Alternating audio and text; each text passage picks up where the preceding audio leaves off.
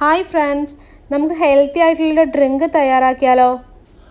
സ്മൂത്തിയാണ് തയ്യാറാക്കാൻ പോകുന്നത്. ഓട്സ് സ്മൂത്തിയാണ്.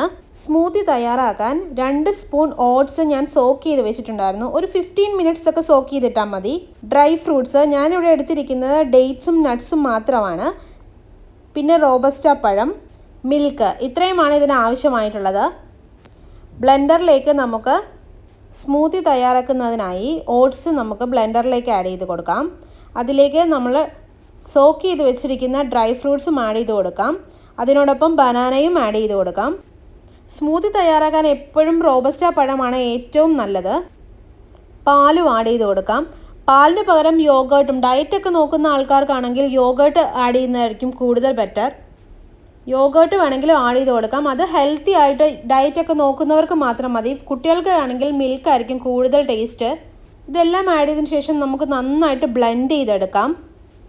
രാവിലെ ബ്രേക്ക്ഫാസ്റ്റൊക്കെ ഉണ്ടാക്കാൻ താമസിച്ചു പോകുന്നവർക്ക് പെട്ടെന്ന് ഉണ്ടാക്കിയെടുക്കാൻ പറ്റുന്ന ഹെൽത്തി ആണ് താനും. അങ്ങനെ ഒരു ഡ്രിങ്കാണ് നമുക്ക് ഓട്സ് സ്മൂത്തി. രാവിലെ ജോലിക്ക് പോകുന്നവർക്കും കുട്ടികൾക്കും ഒക്കെ ഇത് കുടിച്ചു കഴിഞ്ഞാൽ നമുക്ക് ഉച്ചയ്ക്ക് ലഞ്ച് കഴിക്കുന്നവരെ നമുക്ക് പിന്നെ വിശക്കില്ല.